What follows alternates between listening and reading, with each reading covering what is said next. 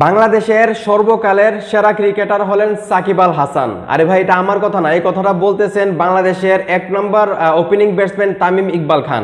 আমরা সবাই জানি তামিম ইকবাল খান এবং সাকিব আল হাসান কতটা ভালো বন্ধু ছিলেন, যদিও তাদের মধ্যে এখন কিছুটা পার্থক্য লক্ষ্য করা যায়, কিন্তু তারা কিন্তু একসময় খুবই ভালো বন্ধু ছিলেন। এবং তামিম ইকবাল খান সাংবাদিকদের এক প্রশ্নের জবাবে উনি বলেন, আমি আমার ছেলেকে সবসময় এটা শিখাই যে সাকিব আল হাসান হলেন বাংলাদেশের সর্বকালের সেরা ক্রিকেটার। চলুন তামিম ভাই কি বলছে সেটা আপনাদেরকে পড়ে শোনাই, সেম টু সেম। আমি আমার ছেলেকে শিখিয়েছি সাকিব আল হাসান বাংলাদেশের সর্বকালের সেরা ক্রিকেটার। আসলে একজন ভালো ক্রিকেটারই আরেকজন ভালো ক্রিকেটারকে সম্মান করতে পারে।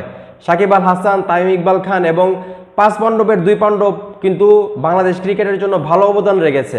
সত্যি কথা বলতে 5 পাণ্ডব যতটুকু আসলে বাংলাদেশ ক্রিকেটটাকে জনপ্রিয়তা দিয়েছে, এই জনপ্রিয়তা আসলে সামনে কোনো ক্রিকেটার দিতে পারবে কিনা সেটা নিয়ে আসলে সন্দেহ আছে। তো যাই হোক, এই যে তামিম ইকবাল খান সাকিব ভাইকে এতটা সম্মান দেখালো, নিজের ছেলেকে এটাও বোঝালো যে সাকিব আল হাসান হলেন সর্বকালের সেরা ক্রিকেটার বাংলাদেশের। তো এই বিষয়টাকে আপনারা কীভাবে দেখতেছেন সেটা অবশ্যই কমেন্ট করে জানাবেন, এবং ভিডিওটা যদি আপনাদের ভালো লেগে থাকে অবশ্যই শেয়ার করবেন।